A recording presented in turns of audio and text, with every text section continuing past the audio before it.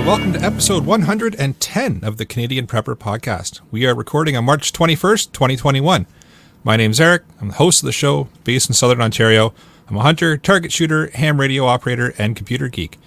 As a first responder, I witnessed an over-reliance on emergency services during major events, and I started a small preparedness company to help people get prepared for at least 72 hours, if not longer. My name is Jeff, and I'm based in Central Ontario. I'm a target shooter, soon-to-be ham radio operator, and my home's handyman.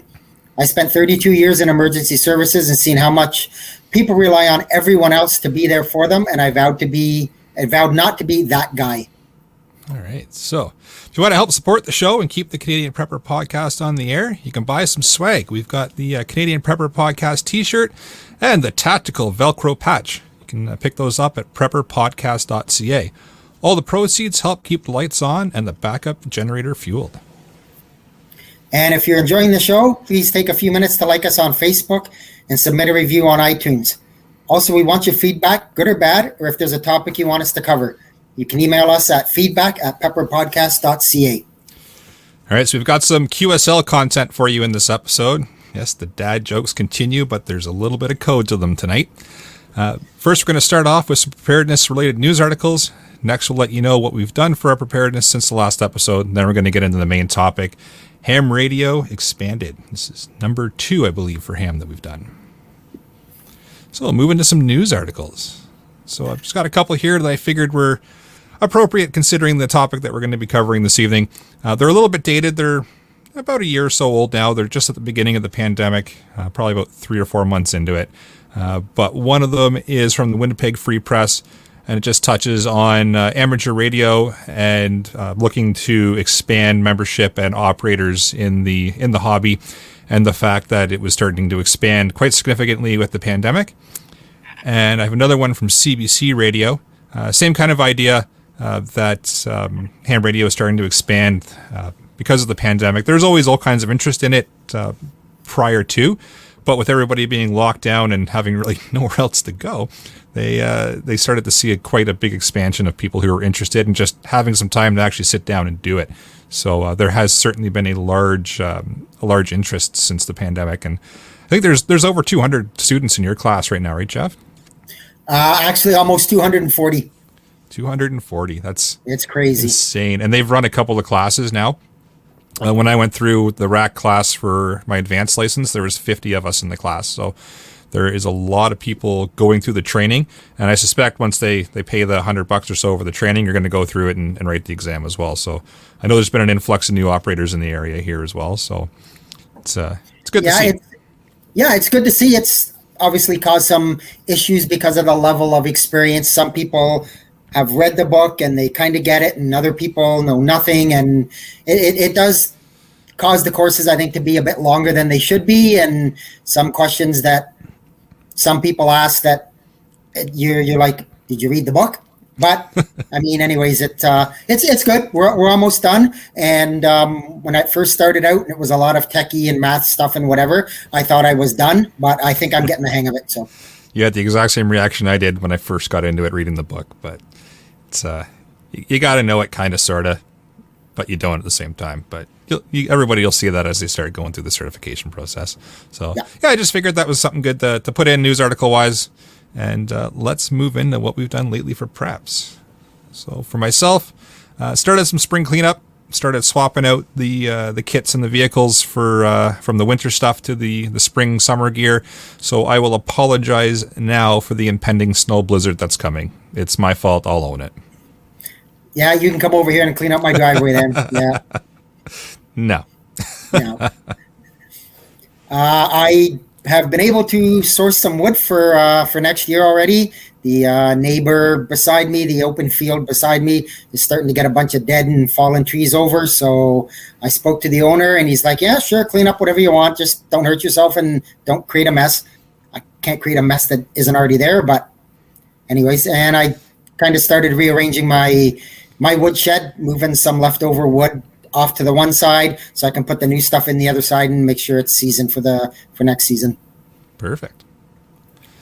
All right. Well, with the lack of Ian here, we don't have 15 pages of what we've done lately for preps to go over. We're 5 minutes in, and We've covered it. Well, look at that. For those of you he's who gonna didn't tell notice, he's gonna tell us how slacking we are. oh yeah, he'll cover it off next episode, I'm sure, with how much else we could have done that we didn't, but that's all right. Yeah. So let's get into the main topic. I know that's what everybody is here for tonight. I know there's been a lot of people looking forward to this. We've had a lot of interaction with some listeners in regards to some questions, and it's always an incredibly popular topic. Ham radio or amateur radio is always something that is either mainstream for preparedness or something that's always in the back of people's minds. It kind of depends on where your plans lay as far as what you're trying to get set up first, but it's always there. Anytime you talk to anybody with a preparedness type of mindset, they're always thinking, well, ham radio. But at the same time, there's a lot of confusion. So you could get talking to some people about, I want to get some communication set up in place. I want to get some ham radio equipment going. And next thing you know, the person you're talking to thinks you're talking about CB radio, which is citizens band radio, or they think you're talking about family band radio. In reality, there are some similarities as far as how things operate, but they are very different as well. Another thing that you have to keep in mind when you're kind of researching this is you're going to find a lot of American information, and a lot of it crosses over to Canadian, but a lot of it doesn't. Our rules and regulations are completely different to the States. So you need to be aware of the Radio Communications Act within Canada. That's what governs licensing, what governs what you can and can't do with the equipment that you have. And it also governs what you can and can't possess. So it's a mind-numbing piece of legislation to read, just like pretty much all legislation. But if you are looking to kind of get into this, it's probably something worthwhile to kind of breeze over and be aware of. But let's dive in quickly to Citizens Band, just to kind of cover off what that's all about. It operates on a small area. It operates between 26 and 27 megahertz. It's been around since the 70s, so it's got some time behind it. There's a lot of time for it to expand and grow and get popular. The nice part about it is there's no license required. So you can just grab the radio, you can start using it on those frequencies, no license required in Canada. Transceiver requires Industry Canada certification number, however. So if you start looking at the US and you buy some equipment there, it may not necessarily be certified by Industry Canada. If it doesn't have that IC number on it, then you can't actually use it in Canada. And you're going to see that across all the radio apparatus for the different types of communications that you may be talking about. It's a fairly standard requirement until you get into advanced ham operations and building your own stuff. But for the most part, you're going to have that Industry Canada certification number. You can operate at 12 watts peak envelope power for single sideband. So that's a decent amount of power. It's nothing crazy, but it's enough to get you out there. And we'll touch on distances, and because I know everybody's going to be itching to hear how far can I talk. We're going to get there. We're going to do some background first here. You can do 4 watts carrier power for other types of missions. So you're not doing single sideband, then you can put out 4 watts. Channel 9, if you are going to be operating CB, is reserved for emergency communication. So just keep that in mind. If you do have a CB radio, channel 9 is reserved for emergencies. But there are up to 40 channels. So they're assigned between 26.965 megahertz to 27.405. So if you're getting into the CB world, again, not the same as ham or amateur radio, but if you're looking to build some comfort, you don't want to tackle the requirements to get a ham license, that might be somewhere to start to kind of get comfortable with communicating and talking on a radio, because you will get those first mic jitters for sure. As soon as you hit the push to talk button, it's intimidating for the first little bit. So might be somewhere to start if you don't want to, like I said, you don't want to shell out the $100 or so to do the course, and you don't want to go and take an exam right away. CB is a good spot to start. Family band. So this is another one that people think you might be talking about. And when we're talking family band, you're talking those radios you can buy at Canadian Tire or at your other favorite stores like that. They're the ones that'll be packaged by like Uniden or Motorola. They claim to have like 80 kilometer distance that they can travel for communications. That's just a blatant lie, but we'll get into that later. That's in like optimal best settings. You're at the top of the hill. The person you're talking to is at the bottom of the hill. There's no obstructions, and it's just like the most optimal of setup. Small one like this. Small one like this that I got from Motorola. Got it in a 3-pack. It was used. Paid $30 for 3 of them. Yeah, like they're great. They're local little stuff, but like you say, there's no real distance to them. No, but they're great for small distance communications. Like if you're going out for a hunting group, or you're going out for a hike, or you're going to be within half kilometer or so of each other, they're great. And they have their use. Like I'm not going to sit here and tell you just don't get them, don't use them. Every piece of radio communications equipment has its use, and it has an applicable use in preparedness as well. So don't rule out CB and don't rule out family band as something you're just not ever going to use, because you very well might. You'll get all kinds of different people telling you don't do this, don't do that. Ham is the only thing. It all depends on your setup and how you think you're going to utilize these devices, because they all, like I said, they all have use. For family band, it operates on UHF, and there's a total of 22 channels. Now, here's where things get a little bit interesting. If you start looking into the power requirements for family band, you're going to find a lot of rules for the US. In Canada, the maximum power cannot exceed 0.5 watts on channels 8 to 14. Any other channel outside of 8 to 14, you can operate up to 2 watts.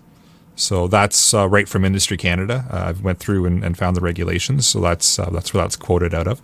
At least as of today, March 21st, 2021. That's what the rules are. Tomorrow, the government can decide to change that, so who knows. But for now, that's what it is. 0.5 watts channels 8 to 14, 2 watts for other channels.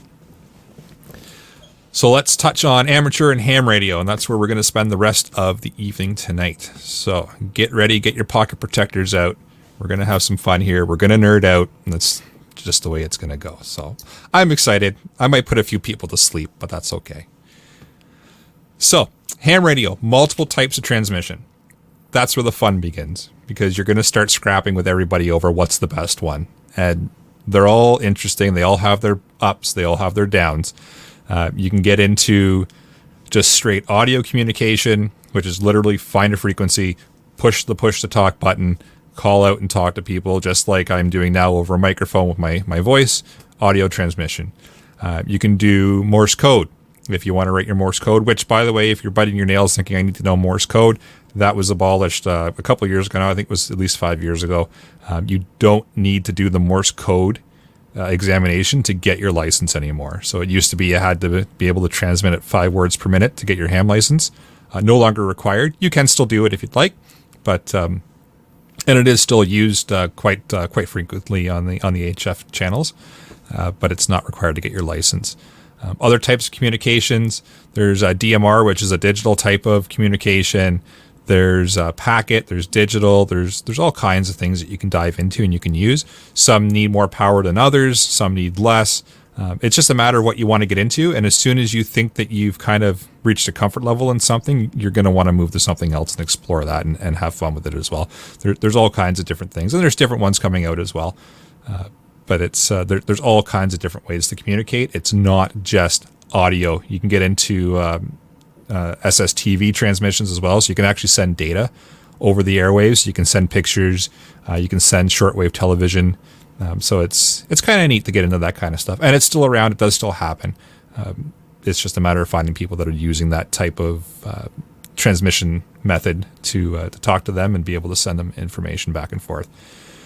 You're going to get much further transmission distances and wider frequency range over CB and family band. So you can get a long distance, and I'm going to get into exactly how much distance you can get, or roughly. I'm not going to be able to sit here and tell you can get exactly this, but I'll give you some averages later on. But your distance is going to be expanded significantly over CB and family band. If you start getting into the HF world, you're opening up the possibility of worldwide communication, and there's a lot that decides whether or not your signal is going to get to certain places. But with HF, you can certainly get to some really neat places. For example, myself here in central Ontario, I've been able to make contact with stations in Italy with simply a wire and 100 watts. Was it pretty? No. It was not the clearest in the world, but I could still be heard and I could still make out what I was saying. They could make it out on their end, and I could hear them on this end. So that was neat. The other thing with amateur radio or ham radio, and I'll use the terms interchangeably as we go tonight, and people use it interchangeably as well in the hobby. More power. You're going to be able to push more power than you're going to do with CB and definitely with family band. You're going to be starting out with, for example, handheld units. Those are going to range from 5 to 8 watts. So at that point, CB is going to have more pushing it at around that 12 watt level. Now, keep in mind, I know I'm going to have a bunch of people ask about the Baofeng radios. They will advertise 18 watts, 20 watts, 50 watts. I think I've seen one advertised at 50 watts. They're lying. It's I've grabbed a couple of them that have stickers on them that say 15, 20 watts. I've put them on my meter, my power meter here, and tested them. They're pushing 4. They just pump it up for advertisement to make it look good. And that's not a slam on Baofeng at all, or I'll have a couple of people jump down my throat about the pronunciation of that, but that's how I choose to pronounce it. And I could be wrong. I don't know, but they are great little radios to start out with. But just be careful if you see an advertisement for like a 20 watt one, it's going to be pushing 4 or 5 watts. The 8 watt ones will push about 7.5. So those are good, but just keep that in mind. Your next up is mobile units. So those are going to be like your UHF, VHF, so ultra high fidelity, and I'm drawing a blank for VHF now, but very high. High frequency. Yeah, very high frequency. So so ultra high frequency and very high frequency. So your mobile units, you're going to be looking at about 25 to 50 watts. Which is decent. You're going to get some good distance off of those. And then when you start getting into your HF rigs, and you can get up to 90 watts on some of the mobile units as well. It just depends on the unit you're looking for, or the unit that you're looking at. But most of them are going to be between that 25 to 50 watt range. HF rigs, you're going to be typically starting at 100 watts. So my HF rig that I have here, my Kenwood rig here, it pushes 100 watts. What you can do with that is you can boost that with an amplifier. So you can boost it to 560 watts if you're running a basic license, and you can boost to 2,250 watts if you have an advanced, and that's on single sideband. So there's some rules and regulations about different types of transmission modes, the amount of power you're allowed to use. So that's just on single sideband. So again, refer to the regulations before you start transmitting. Don't say, Eric on the Canadian Prepper podcast said I could push 2,250 watts, so that's just what I'm going to do. Always refer to the regulation and make sure that you know exactly what you can push, because it's widely thought that these things are not enforced and nobody's out there watching, but they are actually enforced and watched. So just keep that in mind. I don't want to see anybody get their wrist slapped or end up with a fine for something. And all the regulations are posted, so you can find them. So the big question, why ham radio in preparedness? So the nice part about ham radio is you literally need your transceiver, a power source, and a wire.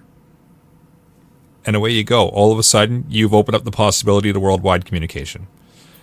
Is it going to be pretty? Probably not. But it's there. And it literally took the power source, the transceiver, and a wire antenna. Even if you're not opening up to worldwide communication with that setup, you're going to be getting some significant distance.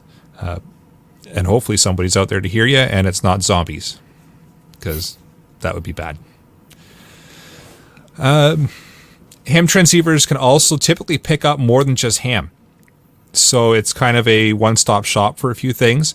Weather repeaters, for one. So if you do happen to have one of those Baofeng, like the Uhf Vhfs, you'll know that they can pick up weather repeaters.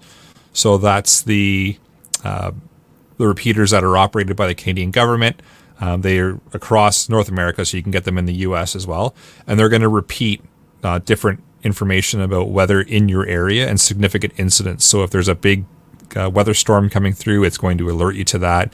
If it's just general weather, it's going to report just a general weather for a while. But that's handy to have. So if you can get that in a little handheld radio you carry with you everywhere, then you have that available to you, and it's local to the area that you're in. Emergency services. So, and that's only in some areas. So it completely depends on where you are.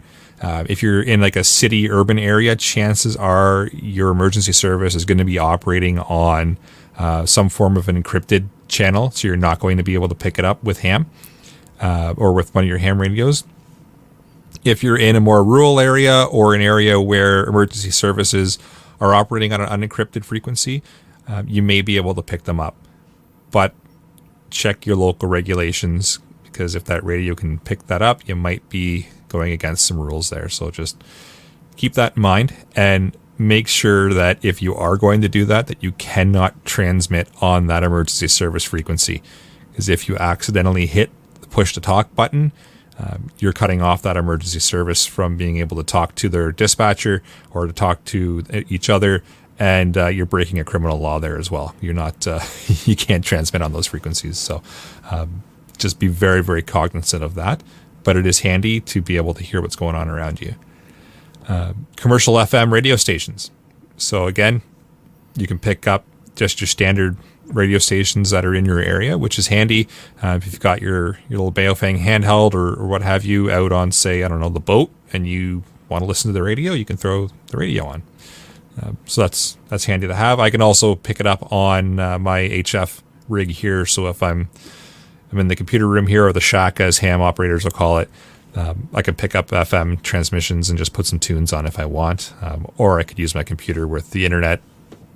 The choice is yours. So, but it's good to know that's a possibility. Let's see.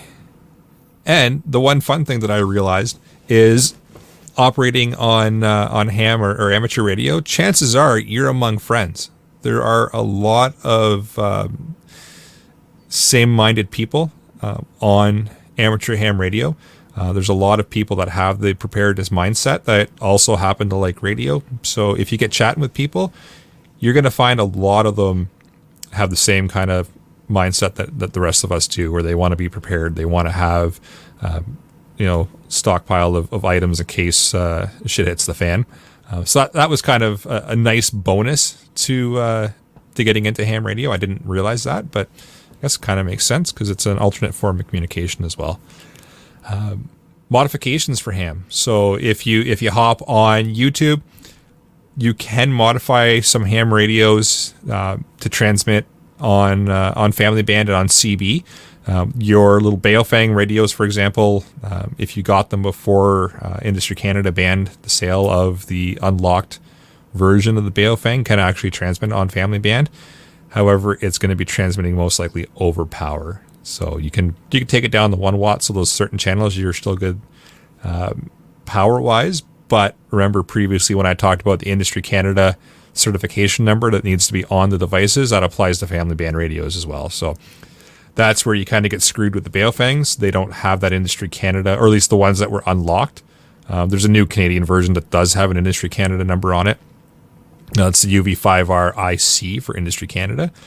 But the older ones that only have the FCC number on it are good for the States, but within Canada, they actually are not supposed to be used on family band at all. But I know it's a popular thing in the preparedness world to still use them, but just a heads up. So yeah, modifications are possible, which is always fun. So let's get into the cost. So this is always the fun part. So we kind of alluded to this a little bit earlier. Ham radio, hands down, more expensive. You're going to go down a huge rabbit hole, depending on how far down that rabbit hole you want to go. And every time you turn around, there's another piece of equipment that would be neat. There's something else that would be fun to get. There's something else you want to add. An HF rig, for example, is going to run you about $1,000, and that's an entry level rig. If you're buying new, you're probably looking more around the $1,200 to $1,500 mark. But if you're looking at the used market, you can usually find them between $800 to $1,000. and that's just for HF. If and yes, Jesse, I apply, but so much fun and worth it. Yes, it is, very much so. UHF VHF. So your base stations, they can run up to $250. They can be higher, but they're going to start around $250. You can spend as much as you want. If you want to get a really fancy UHF VHF rig, you can spend some coin. But an entry level one is going to run you about $250 to $300. Power supplies, because you have to power these things. They don't just run on air. So power supplies, you're looking at about $100 and up. You can get some cheaper ones on Amazon if you want to, gamble with that. You can. Microphones, your rigs are probably going to come with them, but then you're going to want to upgrade them. so you're looking at about $100 there as well. Antennas, again, depending on what you're looking to do in your setup, you're probably looking about $150 to start, and then it climbs from there. Coax cable, don't even get me started about coax. So that's the cable that connects it all up and connects your rig or your radio to your antenna. And you can spend a whole ton of money on just coax cable. And you will get all kinds of opinions from everybody and their mother about what kind of coax cable you should use. But it can cost you some money. But that's going to be your main connection between your rig and your antenna. So you want to, you don't want to cheap out on that. FRS, so the family band, like Jeff said, you're looking, his pack of 30 there was what did you say, Jeff? $30? Yep. I mean, they were used, but they were 3-pack, batteries, chargers, everything, $30. Yeah. So there you go. You can get them for about $30 for a pack of 3. I said you're looking at maybe $50 to $100, depending on how many you want. If you're going to get some, I don't know, some spare batteries because you're a prepper, might be a good idea.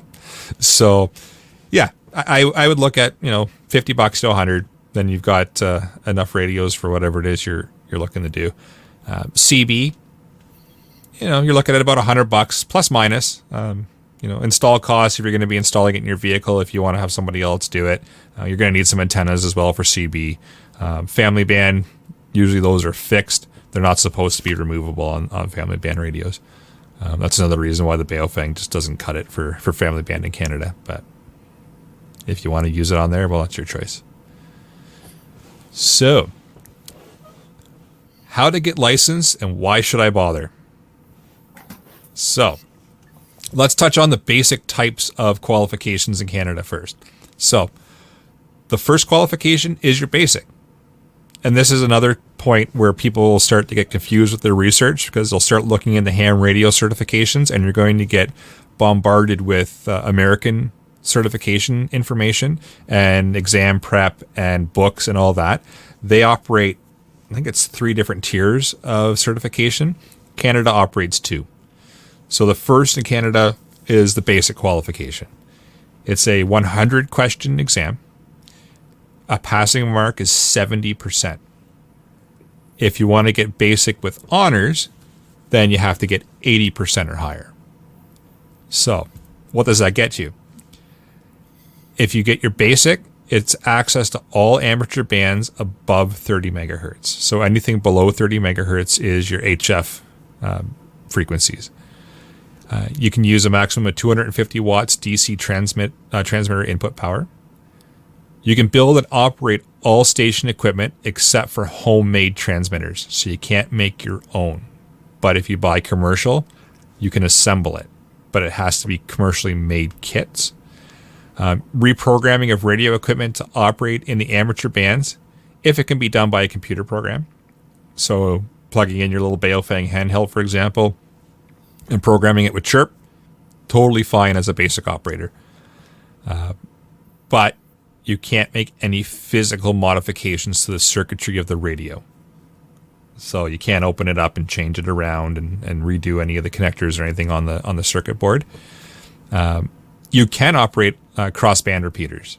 So I know a couple of the guys in this area have some crossband repeaters. So when they go out and they're walking the dog, they can take their handheld with them and they can still use their crossband repeater, which just allows them to talk back to their base station at home, which would then transmit to the repeater frequency in the area, because their handheld isn't powerful enough to reach the repeater in the area, but their home station is. So they talk to the home station, and then the home station talks to the repeater. So a couple of the guys in the area use that.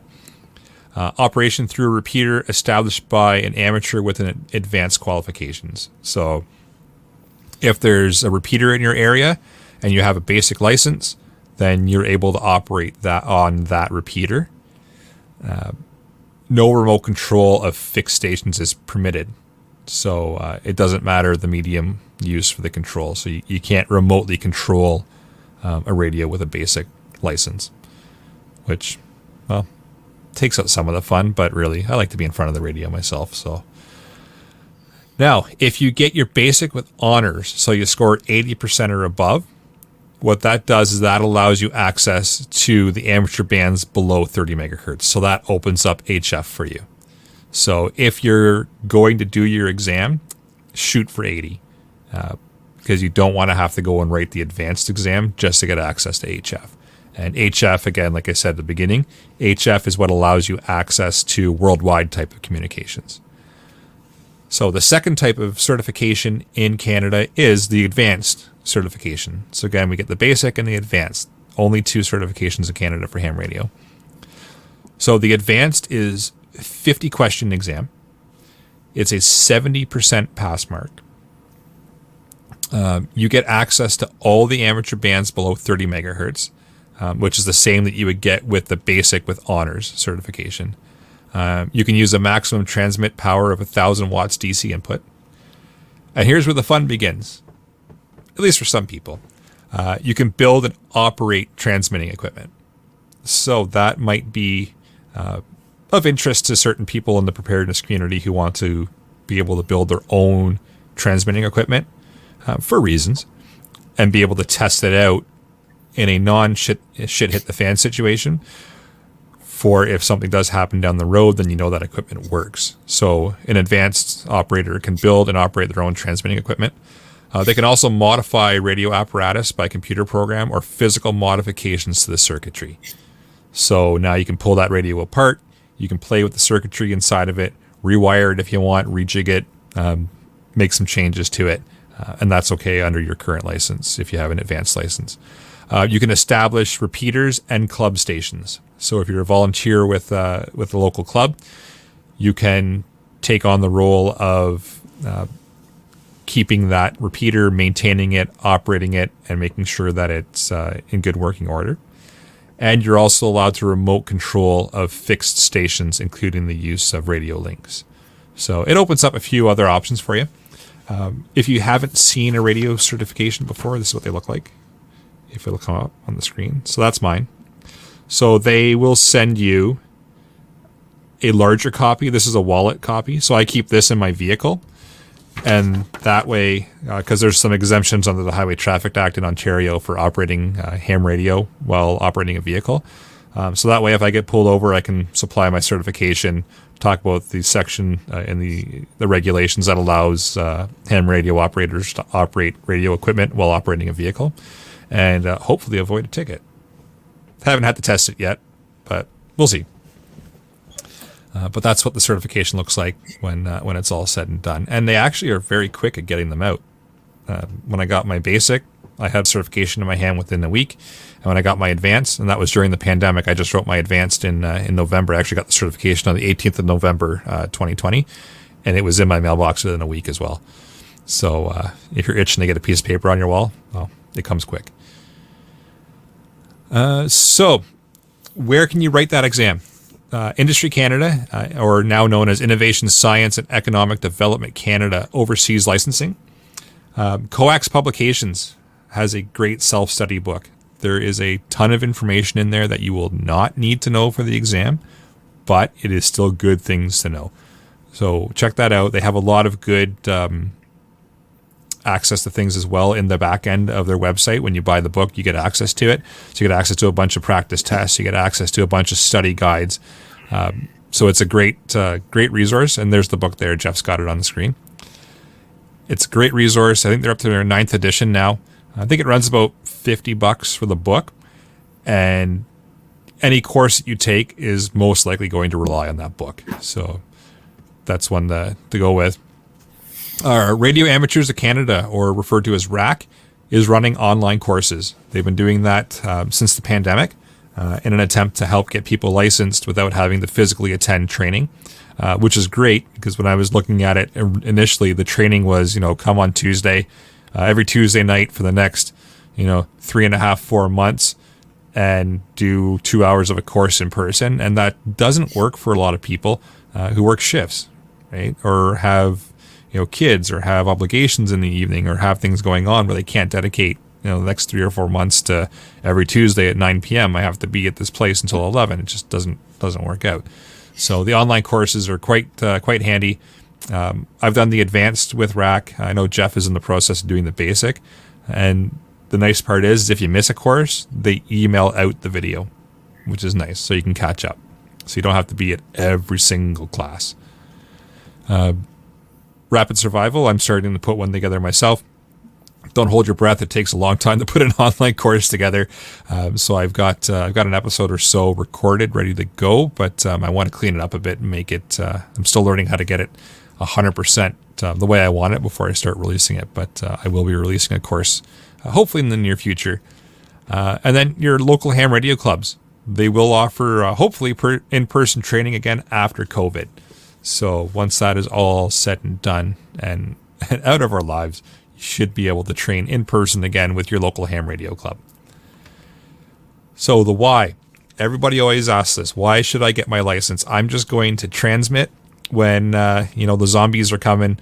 I'm just going to grab my my little amateur radio, and I'm just going to transmit and do my thing. And I'm just not going to pay the $100 and get licensed because there's no need to. Do you know how to program your radio currently for the local repeater? Do you know what an offset is? Do you know how to find the frequency for your local repeater? Do you know what tone to set for that repeater? These are all reasons why you want to get licensed now, to understand how things operate, understand how to access the resources around you for radio. And then I think we've beat this to death on the last 109 episodes, but just knowing how to use your equipment. That's what it boils down to. Being able to just say, yeah, I'm just going to do this, talk on the radio, and then it'll be fine. If I'm in a shit hit the fan situation, it's not going to fly.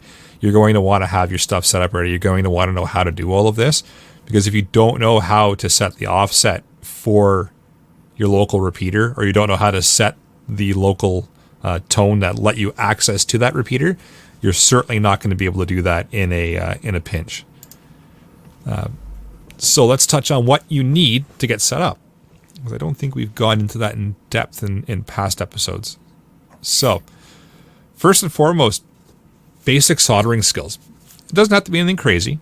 You just have to be able to flow solder, not be afraid to try. You're going to mess up. Simple as that. You're going to make mistakes doing this. If you're going to buy cable ends and run your own cable, buy extra ends, because it's just the way it is. So they're not expensive. They're a couple bucks an end. Buy 3 or 4 extras, because it's just going to happen. You're going to screw that solder point up. You're going to screw something. You're going to screw up the connector. It happens. It's all part of learning. So buy a few extra ends, but get some basic soldering skills. YouTube is great for that. There's a lot of ham radio explanations as to how to solder different parts and components for ham. Worth the time to check out.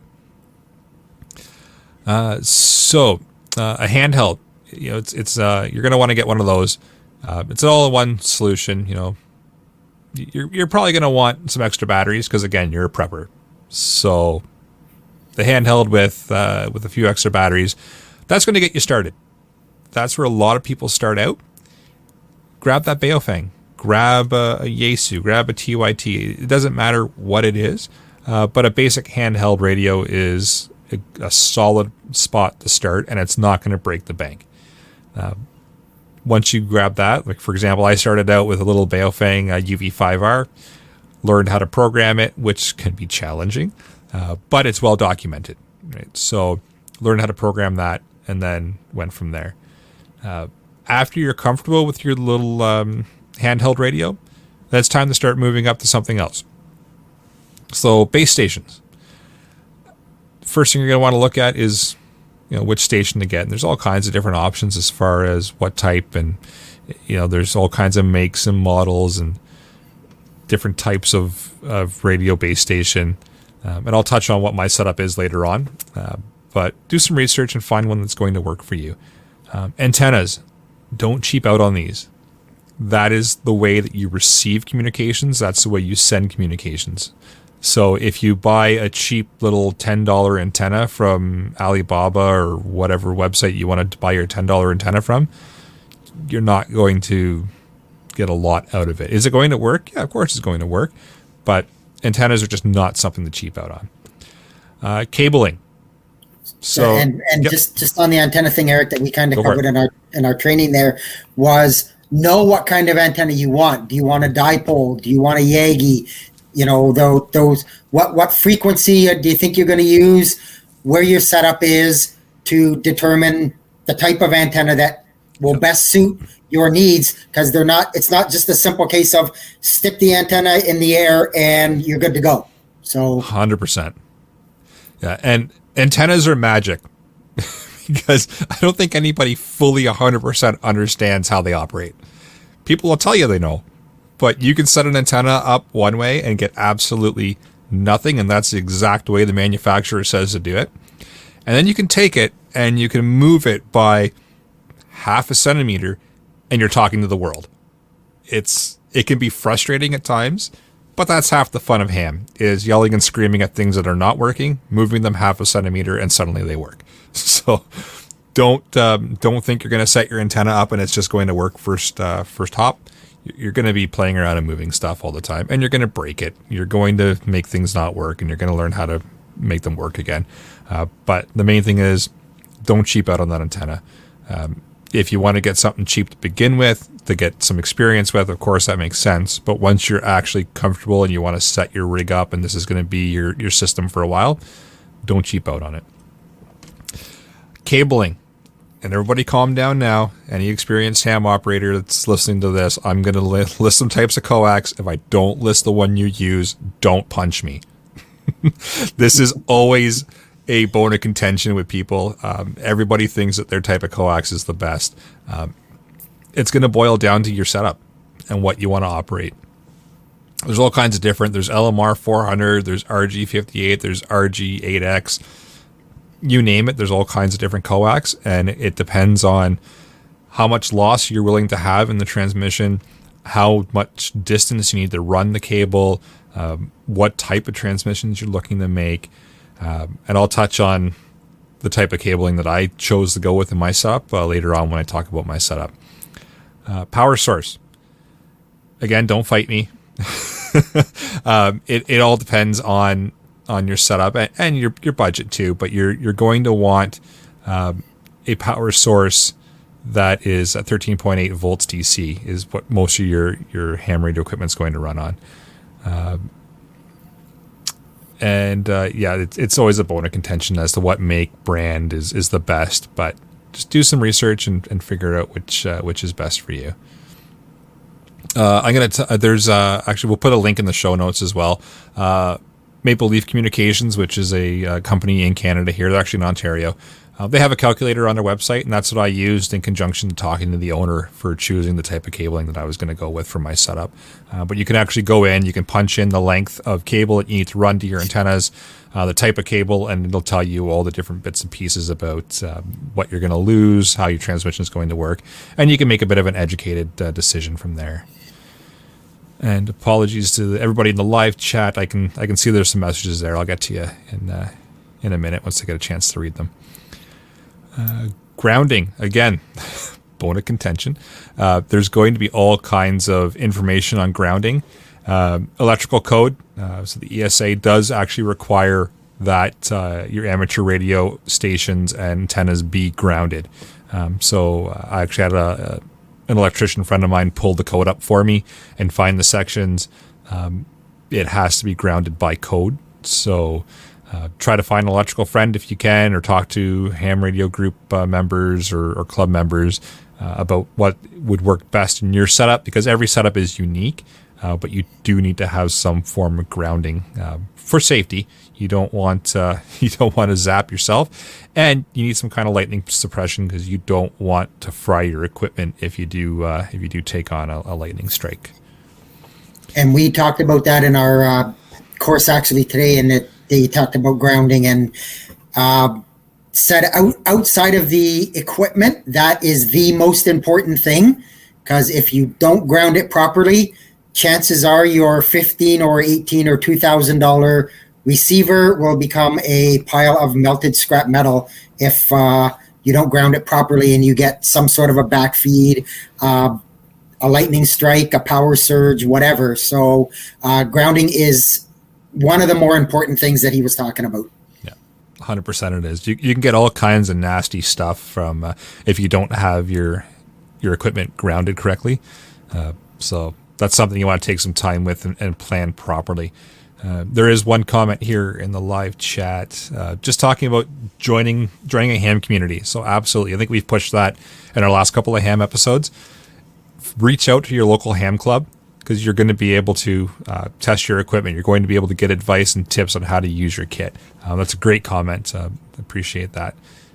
And yeah, 100%. When I got involved with the ham radio club here in town, I had a whole bunch of people offering help. I bought an HF rig, and one of the operators here said, well, bring it on over. We can test it, make sure it operates properly, because I didn't have any antennas set up yet. Everybody is usually very welcoming. You're going to get the odd jerk on the air that thinks they're better than everybody else and you should go away because you're new.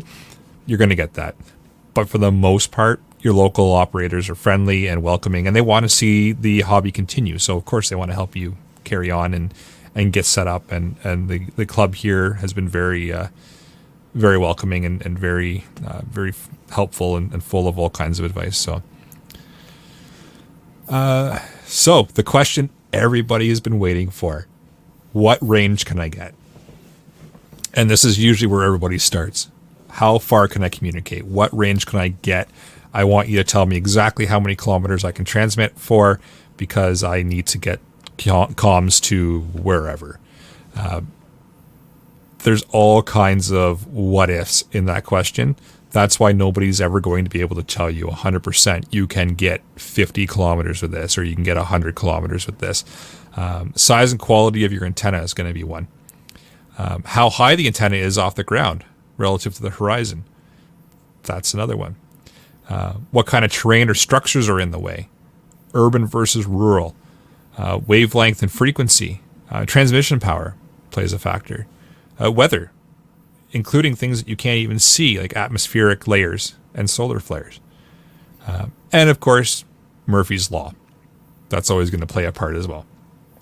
And there's even, we talked about it too, the time of day where you are, or where the person you're trying to communicate with is, because there's different layers in the atmosphere, but at night, one of those layers disappears, yep, and then it comes back during the day. Well, if you're trying to transmit at night and that area isn't there, but it is where the other person's transmitting, it's not going to work. And it's, and I mean, as everybody I'm sure knows, your signals can bounce off of anything. Our instructor was telling us they inadvertently, the way they had their tower antenna set up and everything, it only happened for a few seconds because of the speed that it moves, but they actually bounced a signal off of the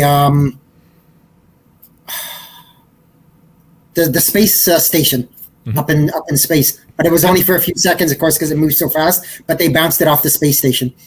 Yep, that's totally a possibility. You'll actually see they do have a ham station on the International Space Station, and they'll do a lot of communications with like public schools and such that they can when they're flying overhead. And you can contact them if the timing is 100% right. You can actually make contact with the ISS, which is kind of neat. But let's touch on some average ranges. And again, this is not guaranteed. Please don't email me in a week and say I tried it and you lied to me. This is just some average kind of in optimal settings distances that you're going to get. So handheld radios, handheld ham radios. So that's your Baofangs, your little TYT handhelds. You're looking at maybe 3 kilometers, plus or minus. But that'll be, with your little 5 to 8 watt handheld.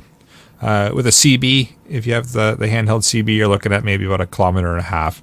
And then family band, you're looking at about 0.5 kilometer.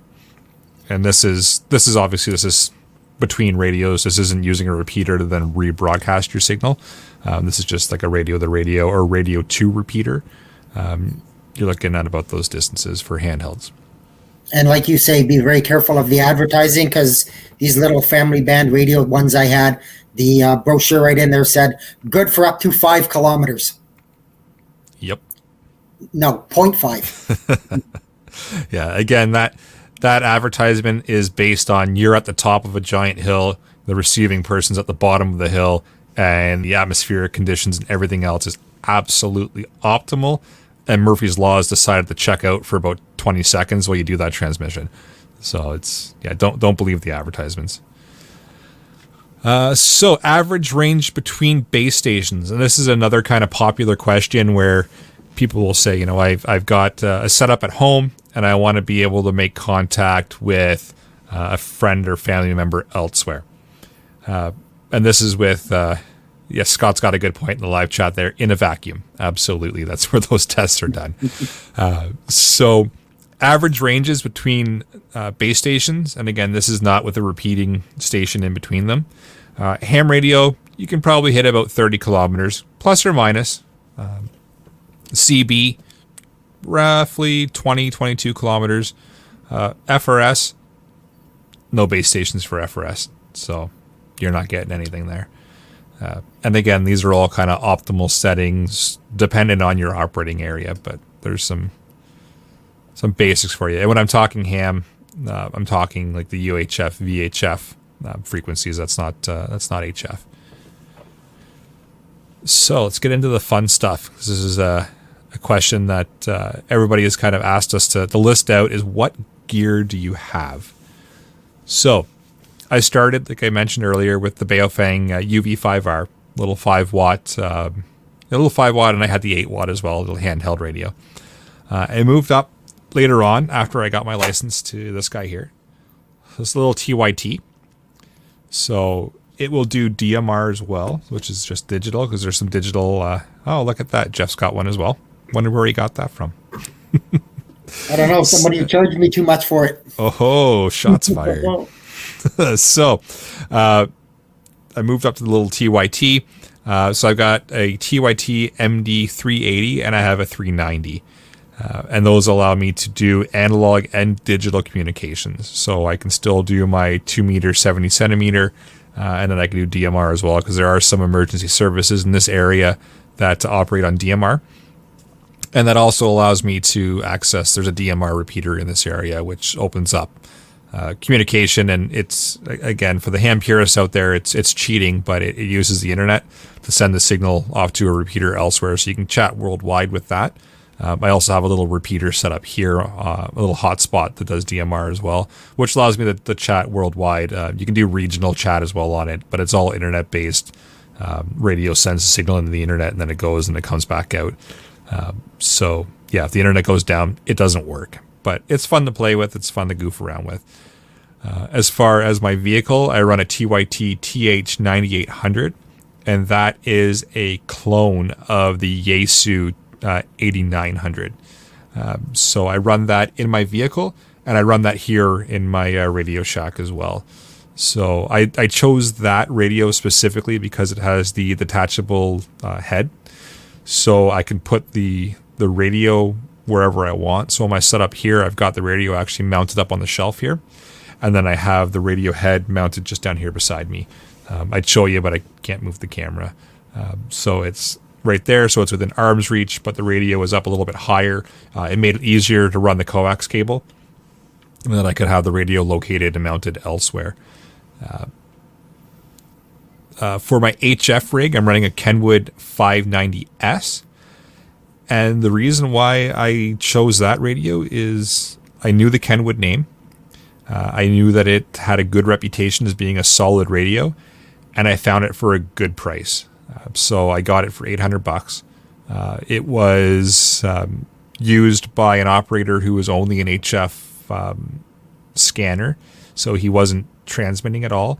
So all he would do is turn the radio on, scan around, listen to the frequencies, and that was it. So I knew that it was going to be in relatively good shape. Jumped on it, got it, and thankfully it was in pristine condition.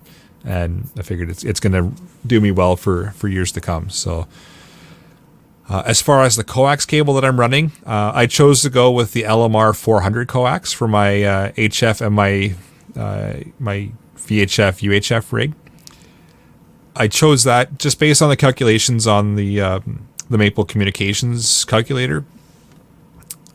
I knew I was going to be doing this run. It was going to be a permanent kind of setup for me. I had mapped it all out. I had played around with other equipment. I knew this was going to be my permanent setup for the time, for a significant period of time. LMR 400 has low loss in transmission, so if I want to scale up with an amplifier down the road or get some better equipment or do anything else, then I can do that, and I don't have to worry about changing the coax again. So I spent a little bit extra, got the LMR, and I was happy with it. And it's done me well. I'm running an end-fed antenna, which has been okay. I'm not overly happy with it, but it was a good entry-level antenna to get me started. End-fed is simply, it's a box, and the cable runs out of the box, and that's it. So it's just a length of cable coming from the box, and then it goes into it works some magic. Nobody fully understands end-fed antennas. It's a magic little device, but it connects to the coax and then gets me signal. So I've been able to get into some frequencies here and there on HF and get some contacts. Like I said, I got to Italy once. That was fun. I am planning on upgrading to a dipole, which is simply wire that goes 50 feet in this direction and 50 feet in that direction. And it's horizontal, so it's a pole. There's two of them, dipole. So that's what I plan on doing. Maybe in the summer if I get some time, or I might leave the end-fed up. The lightning and surge protection that I have in place for both my UHF, VHF, and HF rig is the Alpha Delta lightning surge protectors. So I have those outside. I have a grounding rod hammered into the ground. I have a copper plate on that, and then I have my lightning protectors mounted on there. Some people are going to say that's the right way to do it. Some people are going to say that it's not the right way to do it. I had an electrician friend of mine come out and look at it and say, oh, it looks good, and I'm not going to kill myself with electricity, so I'm happy with it. But again, everybody's going to have their own ways of doing it. For my UHF VHF, I'm running a Diamond X50a antenna. So that is a vertical mount antenna. It's about 30 feet up, and then it's another. What's the length of that? It's probably about 40 feet total for that antenna. So I get some good distance on it. It's got a good view of the surrounding area. I'm running a Kenwood KPS 15 power supply for my HF rig. It's the one that was recommended from actually Radio World down Toronto area for my Kenwood radio. For my UHF and VHF rigs, I am rolling the dice. I'm using that Amazon $40 power supply. I've been using it for the last 3 or 4 years without issue. Knock on wood. This will be the night where it decides to give me problems, but it's done me well. It puts out the appropriate amount of power. I've put it on my meters. I've checked it. It doesn't fluctuate or do anything funny, so I've been happy with it. And then I'm running a Kenwood MC60 desk mic for my HF rig.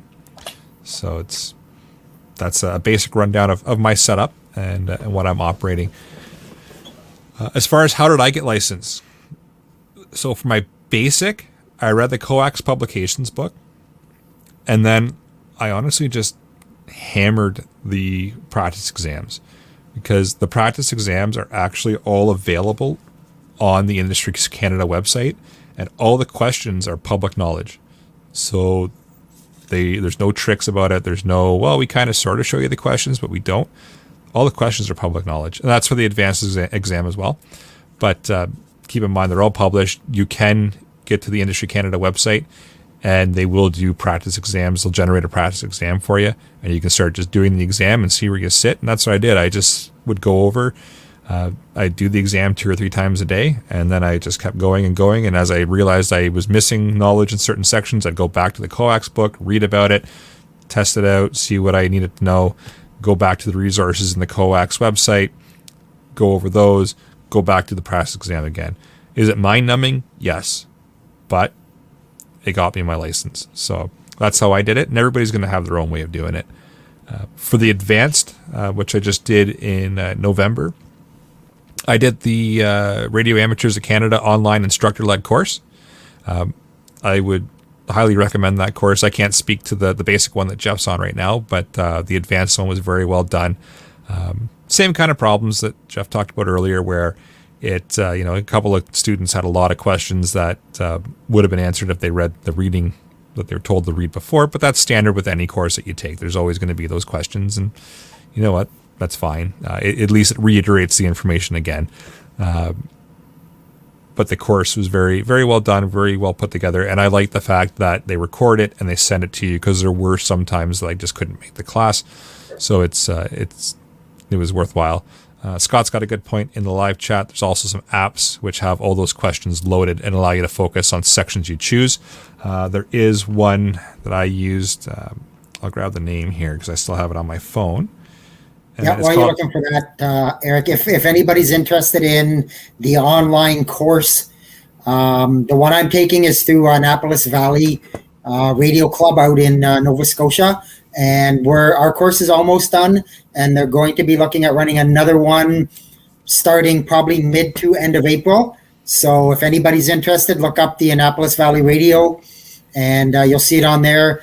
Al Penny's the instructor, really good, smart guy, knows his stuff, and I would highly recommend it. For the $50 I paid, it was well worth it. Yeah, so the Annapolis Ham Radio Club does that through the Radio Amateurs of Canada. So if you check out rac.ca, they'll have all that posted there as far as what you require. So it was, at least for Jeff's class, it was $50 to register, and then it's probably about $50 for the book. So you're looking at about $100 investment to take the course. So the app that I was running is called Ham Prep. It's got a little Canadian flag down in the lower left-hand corner of the icon. Again, keep an eye out for that if you're looking for applications on your cell phone to help you cram for the exams. You're going to get a lot of US-based applications that are going to help you study, which means you can write the US-based exam, but if you walk into the Canadian one, you're still going to have the information kind of flexes back and forth between, but you're going to want to look for the Canadian one, because the American ones, they're not going to give you the same questions, so just be cognizant of that. And what's important to know for preparedness? So that's another popular question is, okay, like I've got my license now. What do I need to know? Local repeaters. So, all kinds of things can take those offline, yes, but you're going to want to know what they are. I've got a little book that I carry with me in my go bag that's got main repeaters for all different areas in Ontario. You can get applications as well for your cell phone, because let's make life easy. You don't have to have everything paper. It's nice to have paper backup, don't get me wrong, but you can get an application called Repeater Book, and it'll show you, based on GPS of your phone, the closest repeaters in your area, and it gives you all the different tones that you need and everything else you need to set your radio up for that specific repeater. So that's nice to have if you're traveling around. But I keep a paper copy as well in my go bag just in case.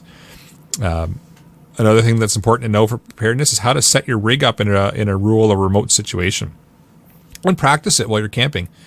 For example, I don't think I got this guy plugged in right now. No, I don't. So that's a little HF rig. I forgot to list this one in my list of radios, but this is a little Xiegu X108G. I think they're up to the G90 right now. This one I don't think is produced anymore, but it's a little handheld. It's a little portable HF rig. I also have their X5105, which is a little self-contained radio. So it's got the mic. It's a built-in battery pack, so you charge it via USB.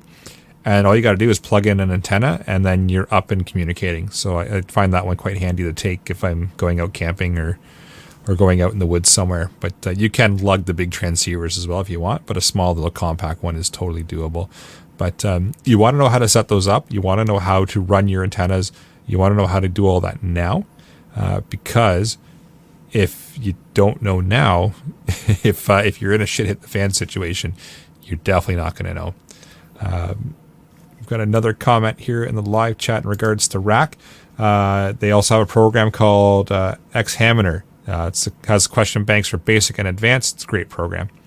So there's another one for you to add to your phone. So those are the main things to know for the preparedness: is your local repeaters, how to set your equipment up, how to move it, how to make it mobile, how to set up in a rural area if you have to. But the main thing is just, and I know we hammer this on every single episode, is knowing how to use your equipment.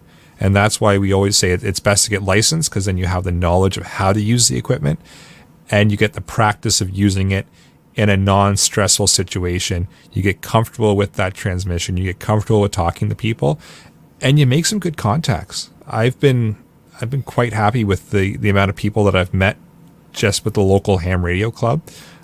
Not even really knowing that ham radio clubs were a thing. I just kind of started in with the repeaters, and then all of a sudden I started talking to members of the club and getting involved with that, and all of a sudden now I'm possibly maintaining a repeater system. So it's interesting that way. We've got another good comment in the live chat here. As far as antennas, it's worth getting an SWR meter for antenna testing and calibration, since most of the antennas out there do not operate as advertised. 100%. That is very useful as well. You're going to want to know that your antenna is operating the way that you want it to, because if you just set it up and you hit the press to talk or the PTT button, if you're not getting it 100% matched up with your transceiver, you're not getting the signal out that you think you are. And we did have a couple of questions sent in ahead of time. So one of them was, what's the difference between ham radio and the radio I use for logging roads? Besides being able to program any frequency, is there a bigger frequency range that can be used, or such as aircraft? So I suspect you're probably operating a Baofeng UV5R. Those were very popular to have them programmed for the logging roads, and then being able to also have them programmed for ham radio operation, and if you were daring, FRS. So that question kind of depends on the frequency range of your radio. So some ham radios, like I mentioned, are able to receive frequencies outside of ham frequency. So the difference between ham radio and logging roads, I know out BC, I believe, is where a lot of the logging roads are for radio usage. They'll have specific radios that are only set to those specific frequencies. So the difference is really the frequency range that radio can receive and operate on. So I hope that kind of answers the question without muddying the water too much. Another question we had come in was, what frequency range or specific frequencies are most likely to have like-minded individuals on the horn in the event an issue arises where ham would be the go-to form of communication? So this is an interesting question as well. So this is where knowing your local repeater system is good, because if some adverse weather is coming through or some kind of emergency is happening, CanWarn, which is a net that gets set up on different frequencies and normally on local repeaters, will take over that repeater and will start broadcasting information about what is happening and what kind of weather system is coming through. And they will run that net until the weather has passed or the emergency has ceased. There is also, and I'll bring my screen up here, a list of frequencies that is used, and this will be for HF. So on 80 meter, you're looking at 3.675 megahertz on LSB. 40 meters, 7.135 on LSB. 20 meter 14.135 megahertz. That's USB. 17 meters 18.135. USB 15 meters 21.235 on USB, and 10 meters 28.235. So there's also Morse code, which is listed, and we'll put the link in the show notes as well. So these are all Canadian. This is off the RAC website. So those are some frequencies that should be monitored. It's all up to the operators whether they want to monitor them or not. But those would be some ones that I would have in the back of my mind in case of emergency situation. Another question that came in is, how are you guys equipped? What radios do you have, and why did you choose them? I did get the Baofeng thing, but I just don't want the cheapest Chinese radio I can find. Is it worth spending another $100 on something else, mobile versus handheld? What antennas do you have? Did you do DIY or buy your own, and how did you decide? So I think I kind of touched on that already. But really, just touch on it again. There's no harm in having that Baofeng or cheap Chinese radio to start out, because not everybody has the budget to go and drop a couple $100 on a radio to start. You might just start and not like it, and now you're sitting there with a couple $100 radio that you're just going to throw in the corner. So no harm in starting out with the $25, $30, $40 Chinese radio, and then moving from there. Mobile versus handheld is totally a preference thing. That's up to you and your setup. I like to use both. I like to have the handheld for if I can't get a vehicle somewhere, or if I'm just out in the woods, I'll have the mobile with me. And antennas, again, like I mentioned earlier in the setup I have a wire antenna. I've got my vertical antenna. Somewhere to start, but you can get all kinds of different antennas and all kinds of different setups, and that's going to depend on your local regulations as far as what you're allowed to set up, what you can install in your area. That's another actually good point for people listening. Check your local bylaws, because there will be laws in regards to what type of towers you can set up, what kind of antennas you can have, and all that. You don't want to go through all the expense of setting up this awesome ham radio tower just to have bylaw come by and tell you that you can't have that tower and you got to take it all down. And we can talk about laws and regulations and bash them, but they're there. It's going to cause you some issues if you don't follow them, because we're not in that shit at this fan situation yet. So we have another question about, when I get my license, I'm planning on setting up a base station at home, and I'm hoping to be able to reach my cabin, which is about 70 kilometers away. Is this possible without using repeaters?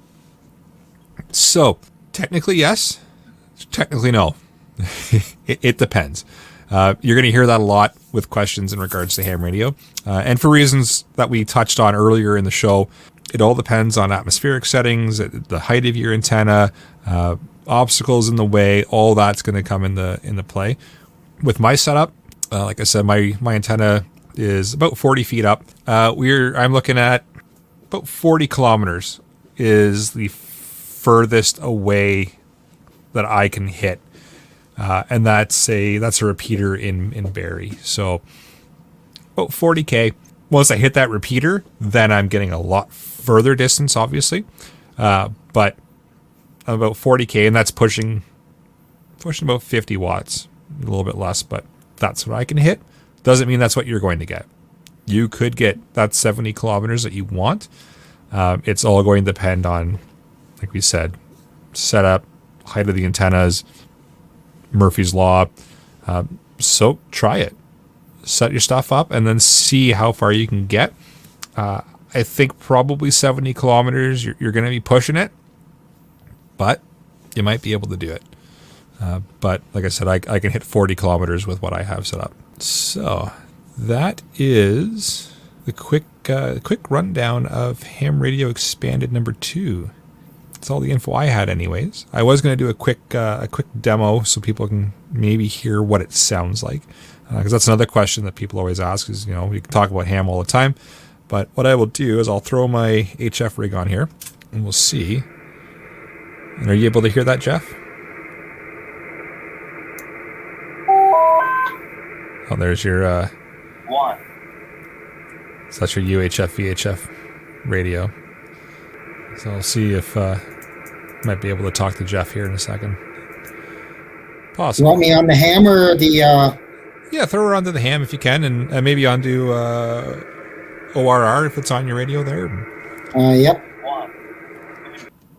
I know, obviously, Jeff right now is not going to be able to talk back to me, but eventually he will, once he's licensed in a week or so. But we'll just give this a shot, and we might get somebody else as well. Victor Echo 3, Echo Papa November.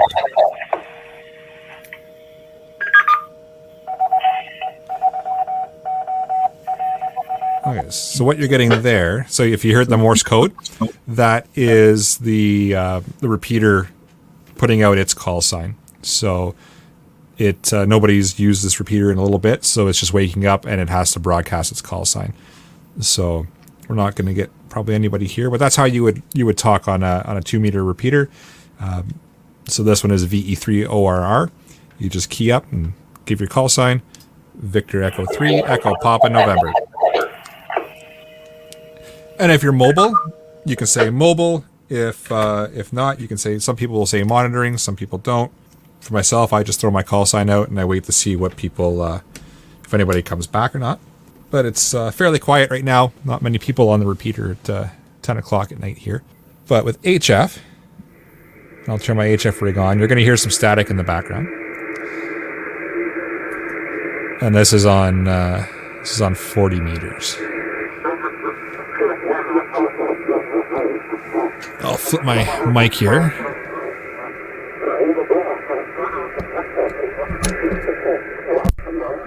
And there we go. We should be able to get everything now.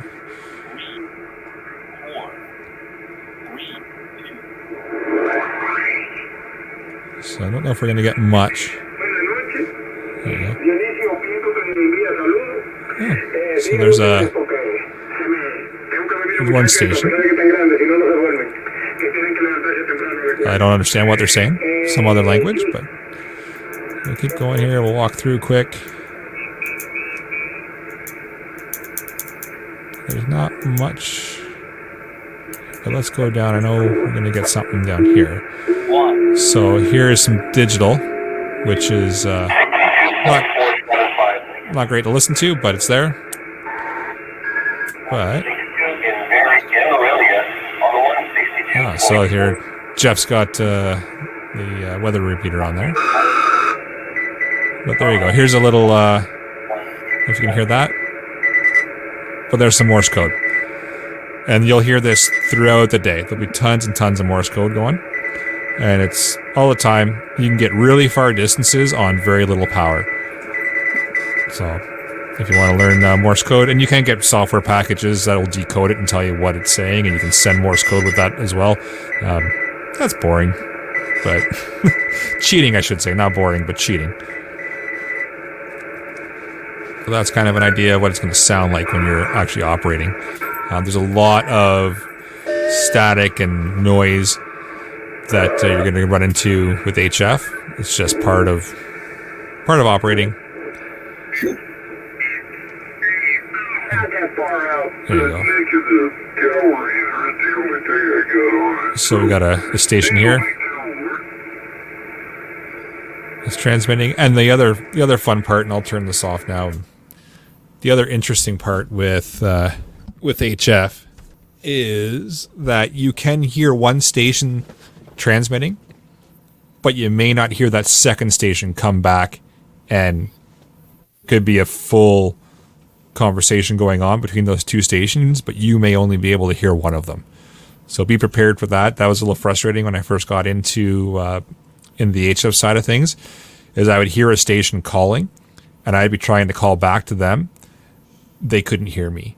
And that's simply just the way that the frequency bounces, probably to do with the power that I'm pushing as well, because I'm only pushing 100 watts.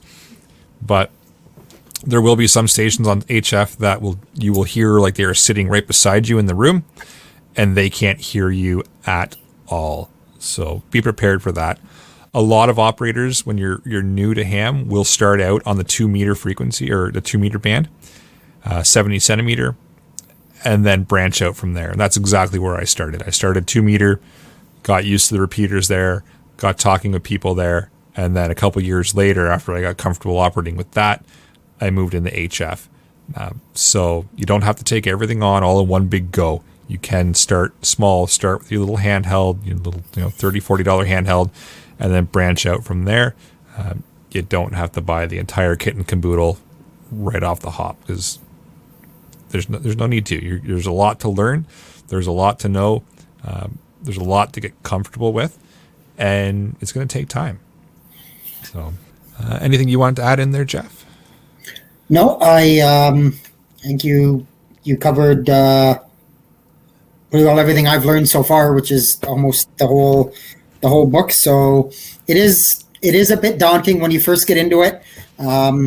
Like Eric said, and I mean, I've been out of school a very, very long time, and they jumped right into the hard math and figuring out, capacitors and resistors and, how you measure it. And, is it in ohms? Is it in henries? Is it in microfarads? The whole. Yep.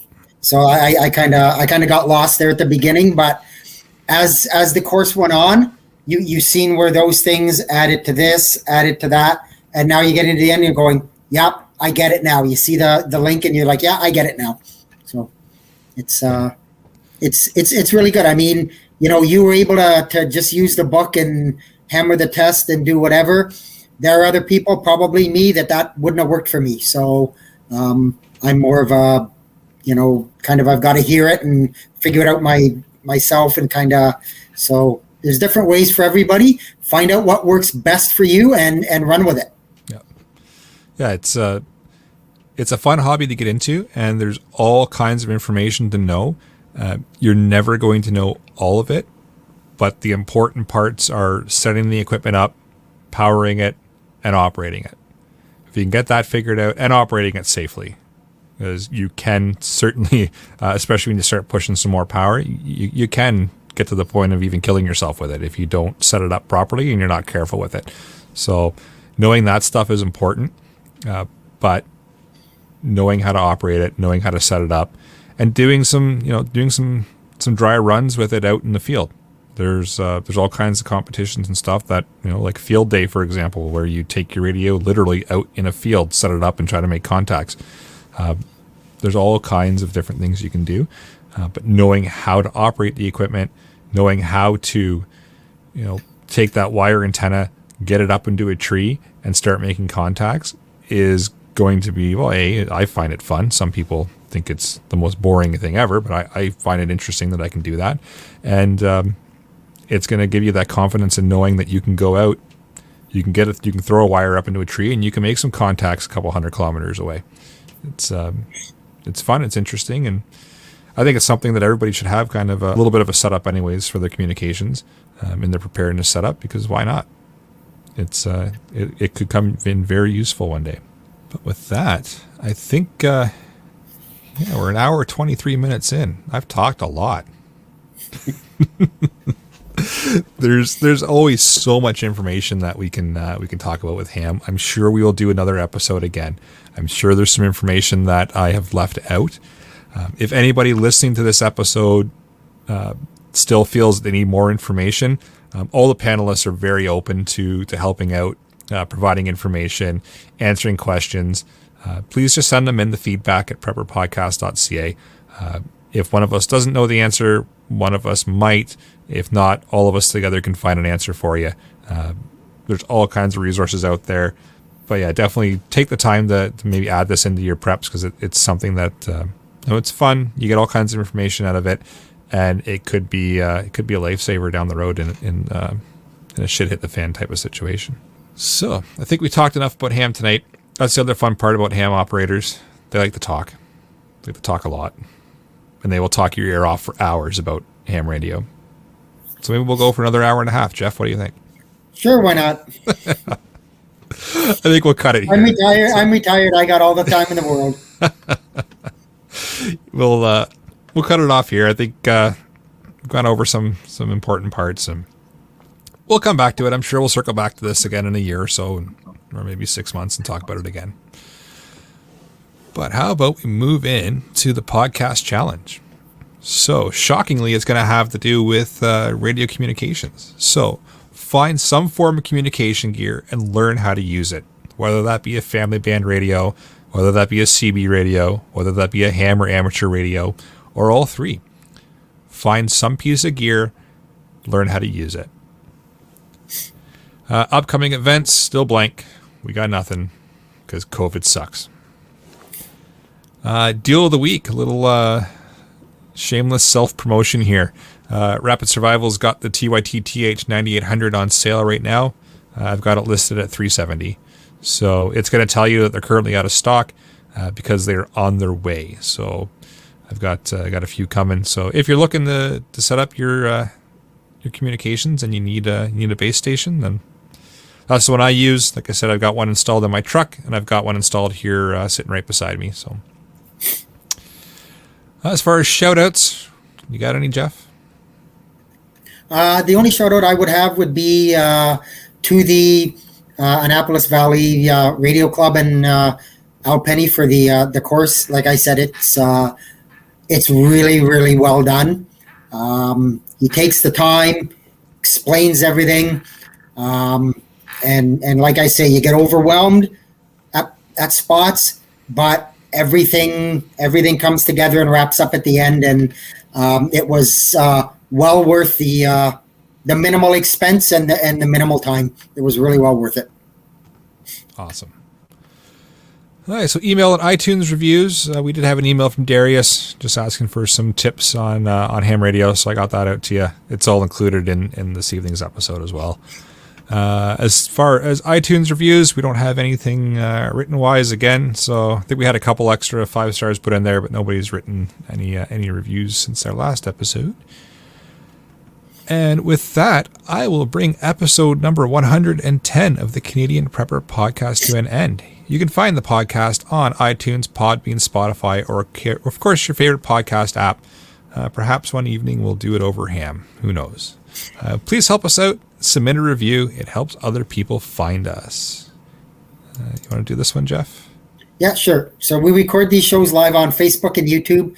If you want an early peek at the shows, please subscribe to the YouTube channel, Canadian Prepper Podcast. Click on the notifications tab. That gives you the alerts when we are going live. Awesome. All right. We've got some contact in here for Alan, Hughes, Tyler, and Ian, all who chose to not show up this evening. Sad. Sad. Talk about part-timers, eh? I know, right? They all actually had very valid reasons for not being here this evening. So, as far as myself, please check out Rapid Survival at rapidsurvival.com. You can get me there on the live chat where you're buying some prepper gear. If you've got any questions, you can email me at feedback@prepperpodcast.ca. Same goes for Jeff. If you want to get some correspondence to Jeff for any questions that you may have, you can send them to feedback@prepperpodcast.ca, and I will make sure that they get to him. So, with that, I will say thanks for joining us this evening. Hopefully didn't talk your ear off too much and everybody enjoyed the ham expanded. And until next time, be prepared, stay safe, and keep learning.